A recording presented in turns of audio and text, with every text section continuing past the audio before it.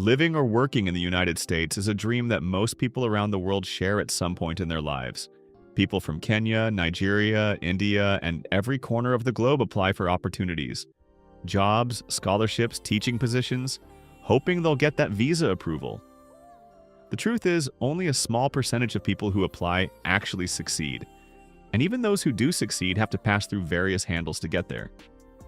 This video is to guide people in Kenya navigate through this process with the right information.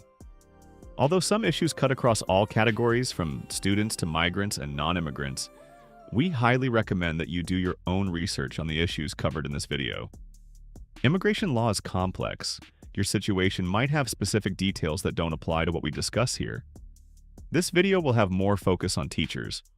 With that in mind, let's dive in. There are 5 types of visas that the federal government offers for people who want to work or live in the United States. The J-1 visa, this is the exchange visitor visa. It's used for educational and cultural exchange programs. For teachers, this is the most common pathway. The H-1B visa, this is for specialty occupations. It's for workers with specialized skills. Some teachers might qualify, but it's more complex than the J-1. The F-1 visa, this is for students pursuing degree programs. If you're coming to study and not to work, this applies. The O-1 visa, this is for people with extraordinary ability. If you're an exceptional athlete, for example, or a teacher with major achievements, this might apply. But it's rare. The L-1 visa, this is for intra-company transfers. If your company is transferring you to their US branch, this applies. It's, however, rarely used for classroom teachers. For most teachers coming from Kenya to teach in American schools, the J-1 visa is the most convenient. That's where we'll focus. The J-1 visa is governed by the U.S. Department of State. It's part of the Exchange Visitor Program, also called SEVIS, Student and Exchange Visitor Information System. Contrary to what most believe or say, J-1 is not about filling jobs that American workers won't take. It's about exchange.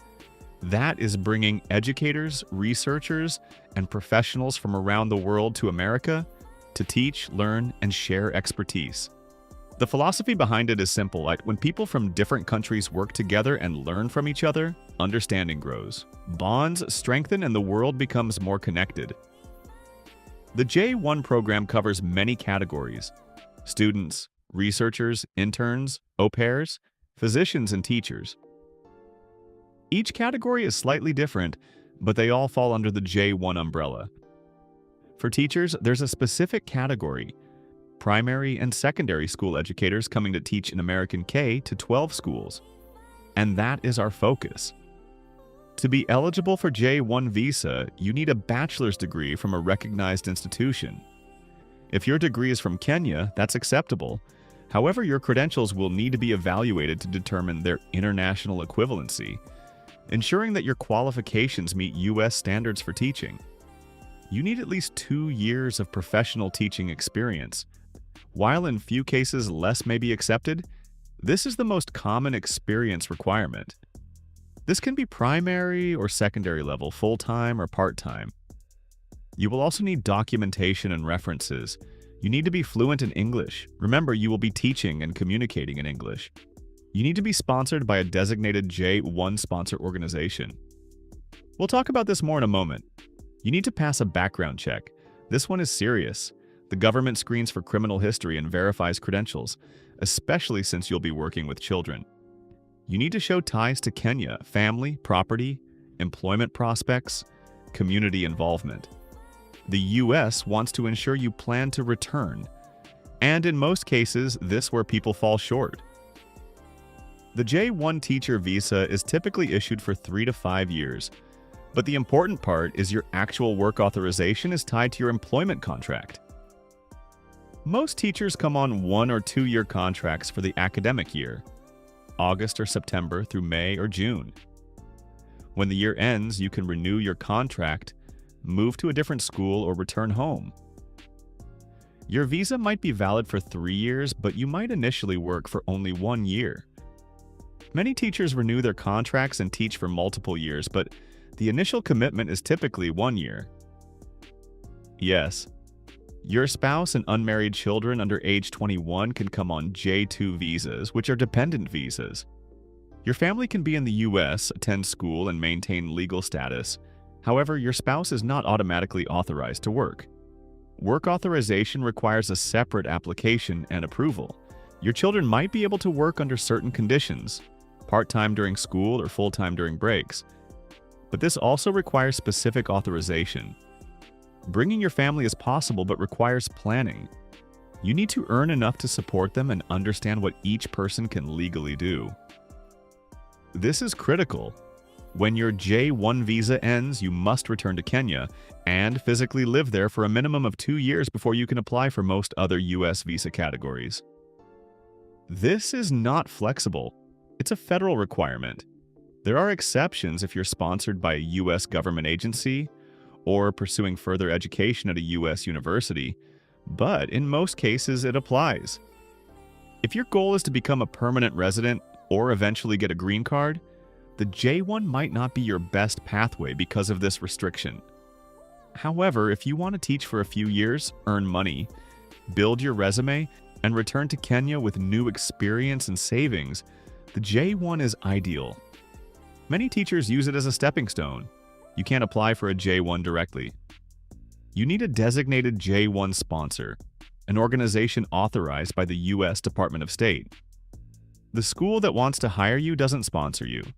The school works with a designated J1 sponsor who processes your visa application, manages your SEVIS record, ensures compliance, and provides support.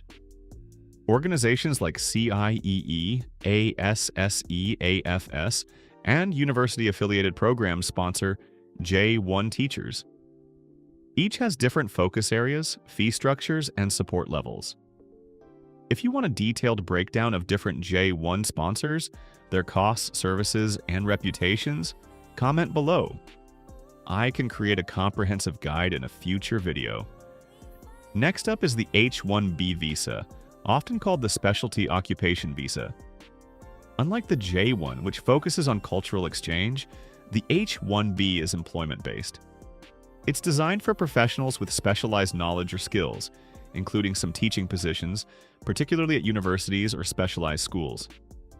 To qualify, you generally need a bachelor's degree or higher in your field and a formal job offer from a U.S. employer. The H-1B visa is typically issued for 3 years, with the possibility of extension up to 6 years. Family members can join you on H-4 visas, but there are important limitations.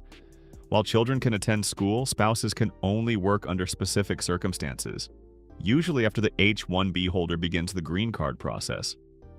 This visa is competitive, sometimes involving a lottery system, and it's more suitable for teachers who are looking for long-term employment in the U.S. rather than short-term cultural exchange. As much as the H-1B is available to teachers, it is complicated. It requires employer sponsorship and proof that no American workers are available. There's an annual cap. Only 85,000 H-1B visas are issued, which means higher demand. It's a lottery. And for most classroom teachers, it's too difficult. The F-1 visa is primarily for students coming to the United States to pursue academic programs. While it's not a work visa in the traditional sense, it's relevant for teachers who want to study, improve their qualifications, or engage in professional development programs.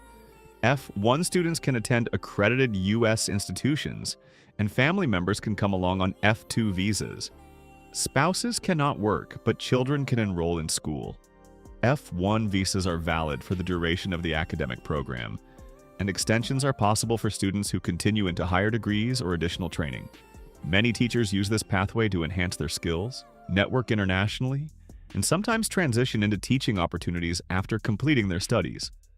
The O-1 visa is reserved for individuals with extraordinary ability in their field.